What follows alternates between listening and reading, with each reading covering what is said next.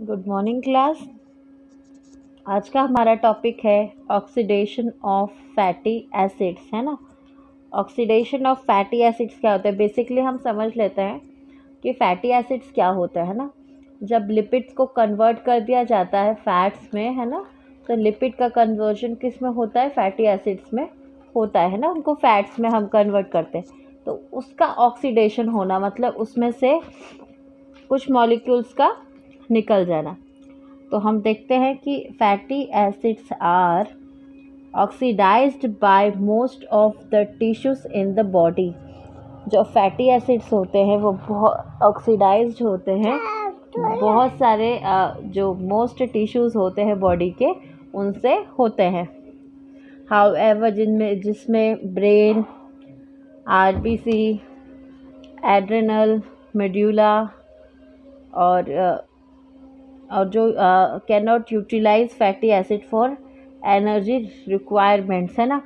जो क्या करते हैं कि इनको छोड़ के however brain, RBCs, adrenal medulla can not utilize fatty acids for energy requirement. तो ये सब क्या करते हैं? फैटी एसिड्स को एनर्जी रिक्वायरमेंट के लिए इस्तेमाल नहीं करते हैं। अब देखो, fatty acids are oxidized by following pathway. जो फैटी एसिड्स होते हैं वो ऑक्सीडाइज्ड होते हैं इन 4 मेन पाथवेज को फॉलो करके, है ना। तो पहला होता है बीटा ऑक्सीडेशन, या जिसको हम प्रिंसिपल पाथवे भी बोलते हैं, और पैरोक्सिमल फैटी एसिड ऑक्सीडेशन। तो ये आपका सेकेंड वाला पाथवे हो जाता है ना, पैरोक्सिमल या पैरोक्सिमल फैटी एसिड ऑक्सीडेशन। तीसरा होता है ऑक्सीडेशन, चौथा होता है ओमेगा ऑक्सीडेशन, है ना। अब B oxidation of fatty acid क्या होता है, पहले हम वो देख लेते हैं ना। बी ऑक्सीडेशन, इन चारों पाथवे को हम डिटेलिंग में पढ़ेंगे एक एक करके। पहला है beta oxidation of fatty acids. तो beta oxidation of fatty acid pathway को हम देखते हैं, जो कि मेनली क्या है, एक प्रिंसिपल पाथवे है पहला। कई बार हम जब ऑक्सीडेशन ऑफ फैटी एसिड्स पढ़ते हैं तो हम उसमें beta oxidation of fatty acid भी इसको कहते हैं। तो beta oxidation of fatty acid start करते हैं। Most of the fatty acid in the body are oxidized by the beta oxidation. तो जो बॉडी के अंदर जो मोस्टली फैटी एसिड्स होते हैं वो ऑक्सीडाइज्ड होते हैं बीटा ऑक्सीडेशन के द्वारा। It is defined as oxidation of fatty acid at beta carbon atom. इसको हम ऐसे डिफाइन कर सकते हैं, oxidation of fatty acids at beta carbon atom, है ना। बीटा कार्बन एटम का रिमूव होना वो कहलाएगा oxidation of fatty beta carbon atom के ऊपर ऑक्सीडेशन होना फैटी एसिड्स का, that is called beta oxidation of fatty acid. This result in sequentially removed of 2 carbon units acetyl coenzyme। तो उसके रिजल्ट में क्या होता है? सिक्वेंसली रिमूव्ड हो जाते हैं 2 कार्बन एटम यूनिट्स, कहाँ से? एसिटाइल कोएंजाइम करके, ठीक है। फिर हम इसमें बीटा ऑक्सीडेशन में स्टेप्स हैं, उन स्टेप्स को देखते हैं। Steps in beta oxidation of fatty acids, देखो। पहला है activation of fatty acid in cytosol. जो एक्टिवेशन होगा फैटी एसिड्स का साइटोसोल के अंदर, पहला प्रोसेस वो हो। फिर दूसरा क्या होगा? Transport of fatty acid into mitochondria. फिर ट्रांसपोर्ट किया जाएगा उस एक्टिवेटेड फैटी एसिड को, किसमें? माइटोकॉन्ड्रिया के अंदर। फिर क्या होगा? लास्ट में बीटा ऑक्सीडेशन प्रॉपर होगा, जो कि माइटोकॉन्ड्रिया मैट्रिक्स के अंदर होगा, है ना। तो 3 तरह से ये स्टेप 1 बाय 1 कंटिन्यूसली चलती रहती है, सीक्वेंस वाइज चलती है, जिसमें सबसे पहले फैटी एसिड्स को एक्टिवेशन किया जाता है। फिर ट्रांसपोर्ट ऑफ फैटी एसिड किया जाता है किसके अंदर, माइटोकॉन्ड्रिया के अंदर। फिर ऑक्सीडेशन किया जाता है किसको, ऑक्सीडेशन प्रॉपर माइटोकॉन्ड्रिया मैट्रिक्स को। एक्टिवेशन सबसे पहले हम देख लेते हैं, एक्टिवेशंस ऑफ फैटी एसिड। क्या होता है एक्टिवेशन ऑफ फैटी एसिड? तो एक्टिवेशन ऑफ फैटी एसिड्स में हम देख रहे थे कि क्या होता है एक्टिवेशन, यानी कि first step of beta oxidation होता है ना। तो फर्स्ट स्टेप एक्टिवेशन का क्या होता है, the first step in oxidation of fatty acid is activation of free fatty acid, है ना। तो इसमें क्या हो जाता है, सबसे पहले जो फ्री फैटी एसिड्स है उसको एक्टिव किया जाता है। It is must to active fatty acid before being carboxylised, यानी कि कैटाबोलाइज्ड सॉरी, कि एक्टिव फैटी एसिड्स को एक्टिव करना बहुत ज़रूरी होता है, जिससे कैटाबॉलिज्म होने से पहले वो हो जाए, उससे पहले, है ना, कैटाबोलाइज्ड हो जाए उससे पहले फैटी एसिड्स को क्या करना चाहिए, एक्टिव कर देना चाहिए। In this reaction fatty acid is converted to acyl coenzyme. इस रिएक्शन में क्या होता है, जो फैटी एसिड होती है वो कन्वर्ट हो जाती है एसाइल कोएंजाइम में, और जो साइटोसोल होता है एंजाइम का, in the cytosol by the enzyme thiokinase के द्वारा जो साइटोसोल में फैटी एसिड कन्वर्ट हो जाता है एसाइल कोएंजाइम में। ठीक है,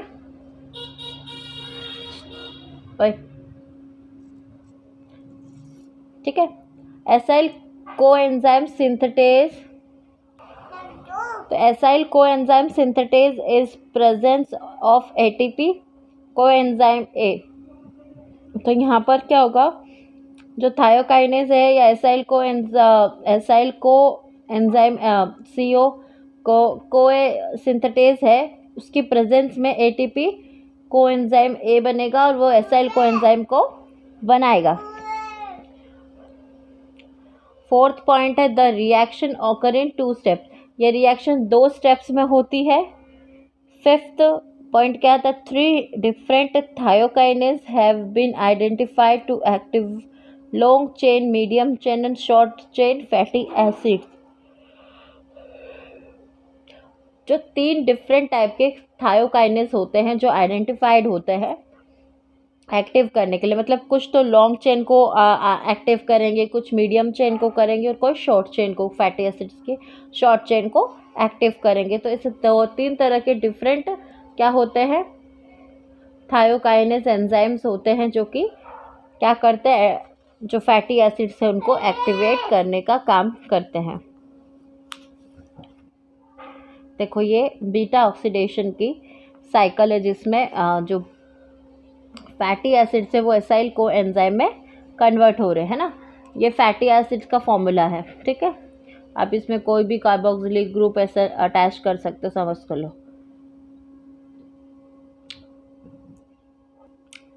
ये हो गया फैटी एसिड, ठीक है। और CH2 और C कार्बन के साथ में ऑक्सीजन का डबल बॉन्ड और सिंगल बॉन्ड, आगे ये चेन कंटिन्यूसली चलती है, that is called fatty acids, है ना। फैटी एसिड्स को एसाइल कोएंजाइम सिंथेटेज या थायोकाइनेज की प्रेजेंट में क्या करवाया, एंजाइम फंक्शन करवाता है। और यहाँ ही साथ क्या हो रहा है, मैग्नीशियम का एडिशन हो रहा है एटीपी से फास्फोटेज एंजाइम के प्रेजेंट में। जो पायरुवेट का सिंगल मॉलिक्यूल होता है 2 पायरुवेट निकल जाता है, या आइसोमर्स फॉस्फेट बोल सकते हैं ना अपन इसको, आइसोमर्स फॉस्फेट है। तो यहाँ 2 फॉस्फेट मॉलिक्यूल, यहाँ पर 2 फॉस्फेट मॉलिक्यूल्स निकलेगा, आइसोमर्स फॉस्फेट मॉलिक्यूल, ठीक है। तो यहाँ फायरोफॉस्फेटेज एंजाइम की प्रेजेंस में जो आइसोमर्स फॉस्फेट होता है ना, यहाँ हम बोल सकते हैं फॉस्फेट आइसोफॉस्फेटेज, वो निकलेगा। तो यहाँ एसाइल कोएंजाइम सिंथेटेज की प्रेजेंस में है ना, तो क्या होगा हमारा, एसाइल एडिनाइलेट, है ना, एसाइल एडिनाइलेट बनेगा जिसका फॉर्मूला है आर, यानी कि कोई भी कार्बोक्सिलिक ग्रुप CH2 C के साथ में डबल और AMP का अटैच्ड हो जाना। फिर वापस से रिएक्शन होगी तो कोएंजाइम SH इसके साथ में आके जुड़ेगा, इस AMP रिमूव हो जाएगा, है ना। तो इस टाइम पे हमको क्या मिल जाएगा, इसके साथ में एसाइल कोएंजाइम, ये कोएंजाइम आके इसके साथ अटैच्ड हो जाएगा, है ना। और ये AMP को रिमूव कर देगा, यहाँ पे SH और कोएंजाइम आके अटैच्ड हो जाएगा, हाइड्रोलाइसिस हो जाएगा। तो इसकी वजह से एसाइल कोएंजाइम हमको मिल जाएगा, यानी फैटी एसिड से एसाइल कोएंजाइम बन जाएगा।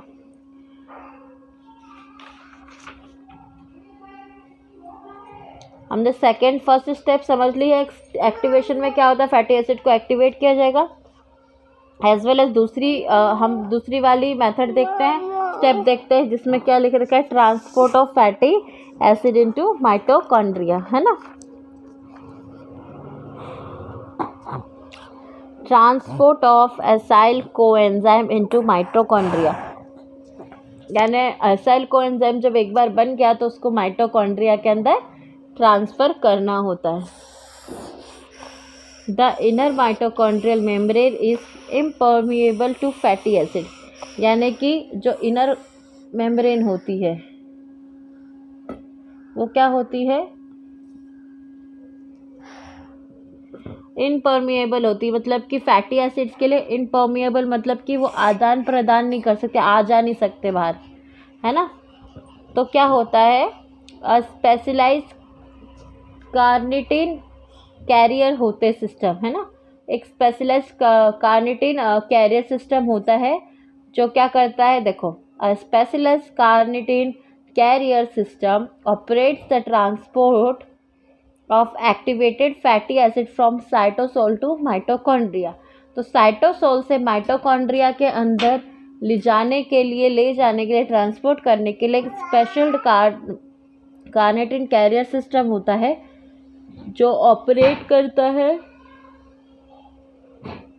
और ट्रांसपोर्ट एक्टिवेशन करता है किसको, एज फैटी एसिड्स को साइटोसोल से माइटोकॉन्ड्रिया में ले जाने के लिए।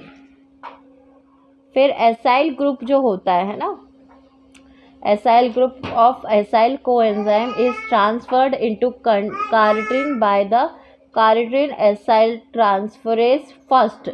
जो इसकी एसाइल ग्रुप होता है वो एसाइल कोएंजाइम ट्रांसफ़र किया जाता है कार्निटिन के द्वारा, जो होता है सबसे पहले कौन सा एंजाइम होता है, कार्निटिन एसाइल ट्रांसफरेज फर्स्ट।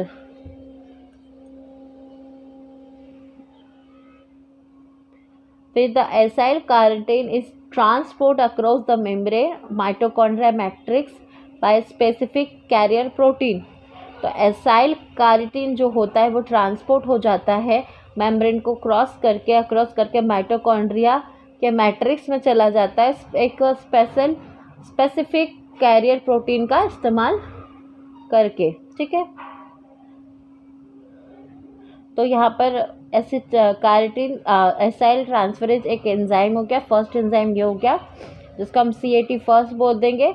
फिर दूसरा carnitine acyl transferase second convert करता है acyl carnitine to acyl coenzyme में, क्योंकि हमको तो एसाइल कोएंजाइम की ज़रूरत है ना, फैटी एसिड को जो कन्वर्ट कर दिया गया है। तो ये क्या करेगा, पहले कार्निटिन एसाइल ट्रांसफरेज फर्स्ट क्या करेगा कि उसको कार्निटिन एसाइल कोएंजाइम में कन्वर्ट कर देगा, फिर उसके अंदर मेम्ब्रेन के अंदर ले जाएगा प्रोटीन के हेल्प के द्वारा।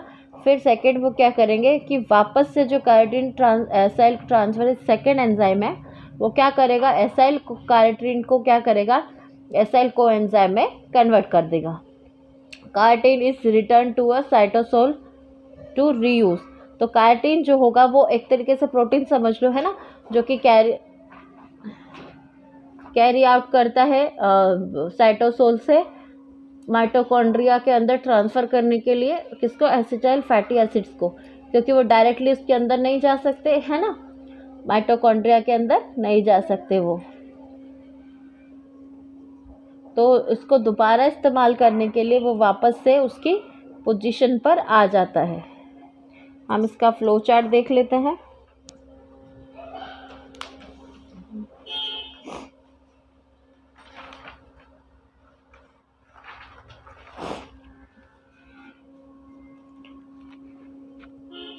देखो एसिटाइल कोएंजाइम, एसाइल कोएंजाइम और कोएंजाइम, ठीक है। तो एसाइल कोएंजाइम से कोएंजाइम हो गया, बाहर निकल गया। ये क्या, एसाइल कोएंजाइम रिमूव हो जाता है तो क्या बचेगा, एसाइल बच जाएगा, है ना। तो कैरेटिन आकर किसके साथ अटैच्ड होगा यहाँ पर, तो कैरेटिन के साथ में कैरेनिटीन एसाइल ट्रांसफरेज एंजाइम आकर के इसके साथ अटैच्ड होगा, क्या बना देगा, एसाइल कैरेटिन बना देगा, ठीक है। एसाइल कोएंजाइम था, एसाइल कोएंजाइम इस यहाँ से निकल गया, तो कैरेटिन के साथ में carnitine acyl transferase first enzyme आकर के अटैच्ड हुआ एसाइल कोएंजाइम के साथ में, एसाइल के साथ में, तो एसाइल कैरेटिन बन जाता है। उसके बाद में वापस ये प्रोसेस होती है ना। तो ट्रांसलेस किया जाता है इसको वापस से यहाँ मैट्रिक्स की इनसाइड के अंदर, लिपिड बाइलेयर की वो होती है ना, सेल मेम्ब्रेन होती है, ठीक है। तो क्या होता है, मैट्रिक्स साइड में ये जाते हैं और यहाँ पर क्या होता है, एसाइल कैरेटिन को carnitine acyl transferase second enzyme क्या करता है, इसको वापस से CO कोएंजाइम की प्रेजेंस में, जो प्रोटीन्स होते हैं उसके प्रेजेंट में एसाइल कोएंजाइम बना देता है और कैरेटिन यहाँ से अलग हो जाता है। इस कैरेटिन को वापस भेज दिया जाता है साइटोसोल में रीयूज होने के लिए, है ना। तो ये यहाँ पर वापस साइटोप्लाज्मिक के अंदर आ गया है, कैरेटिन वापस इस्तेमाल। तो ये कंटिन्यू प्रोसेस ऐसी चलती रहती है ना। अब बात करते हैं थर्ड वाले पॉइंट की, क्योंकि हमारा जो तीसरा स्टेप है, देखो beta oxidation proper in mitochondria. तो बीटा ऑक्सीडेशन प्रॉपर की बात करते हैं। तो जो ईच साइकिल होती है बीटा ऑक्सीडेशन की, तो वो क्या होती है, liberate 2 carbon units acetyl coenzyme, है ना। तो लिबरेट करती 2 कार्बन यूनिट्स को एसिटाइल कोएंजाइम के साथ में। फिर it start from carboxylic and, तो ये जो स्टार्ट करते कहाँ से, जिसके कार्बोक्सिलिक एंड होता है। It occur in sequence of 4 reaction, ये सीक्वेंस जो होता है 4 रिएक्शन के अंदर ऑकर होता है। पहला है ऑक्सीडेशन, दूसरा हाइड्रेशन, फिर ऑक्सीडेशन और फिर क्लीवेज, है ना। तो पहला ऑक्सीडेशन अपन देख लेते हैं। ऑक्सीडेशन के अंदर क्या होता है, acyl coenzyme undergoes dehydrogenation by a FAD dependent enzyme acyl co dehydrogenase to give enoyl coenzyme, है ना। तो एसाइल कोएंजाइम अंडरगोज जाता है डिहाइड्रोजिनेशन के, और जो FAD डिपेंडेंट एंजाइम होता है और जो एसाइल कोएंजाइम डिहाइड्रोजिनेस है, वो क्या करेगा, क्या देगा हमको, इनॉइल कोएंजाइम हमको देगा, इनाइल कोएंजाइम हमको मिलेगा।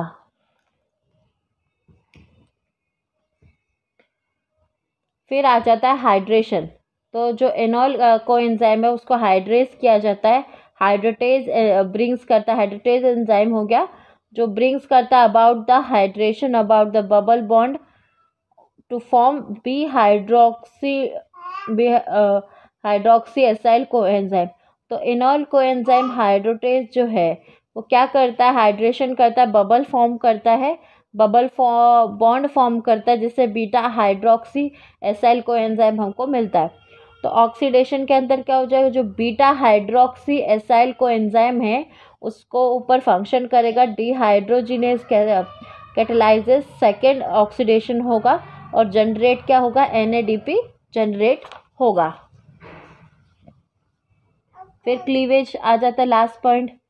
तो cleavage keto acyl coenzyme which is synthesized is above reaction is cleave to produce 2 carbon unit acyl coenzyme and acetyl coenzyme and acyl coenzyme 2 carbon less by the enzyme beta ketoacyl coenzyme thiolase, है ना।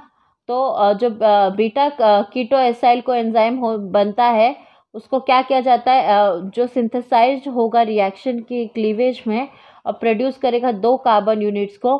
तो कौन कौन सी होगी, वो होगी acetyl coenzyme और acyl coenzyme, जिसमें 2 कार्बन लेस होंगे। फिर उसके द्वारा एंजाइम बीटो एसिटाइल कोएंजाइम थायोलेज के द्वारा हमें एसिटाइल कोएंजाइम और एसाइल कोएंजाइम मिलेंगे 2 कार्बन लेस, ठीक है। तो इसका पूरा जो फ्लो चार्ट है वो हम सेकेंड पार्ट में देखेंगे। इस वाले पार्ट में इतना ही है कि ऑक्सीडेशन ऑफ फैटी एसिड्स क्या है। वापस से हम एक बार देखते हैं। ऑक्सीडेशन ऑफ फैटी एसिड्स का फॉलोइंग पाथवे 4 वे में होता है ना। फिर उसके बाद बीटा फर्स्ट वे होता है ऑक्सीडेशन, जो मेन प्रिंसिपल पाथवे माना जाता है oxidation of beta oxidation of fatty acid. उसमें 3 टाइप से होते हैं, एक्टिवेशन, ट्रांसपोर्ट और बीटा ऑक्सीडेशन। हमने तीनों देख ली है, प्रॉपर वे के नोट्स बने हुए हैं। You may copied or return whatever you want to do.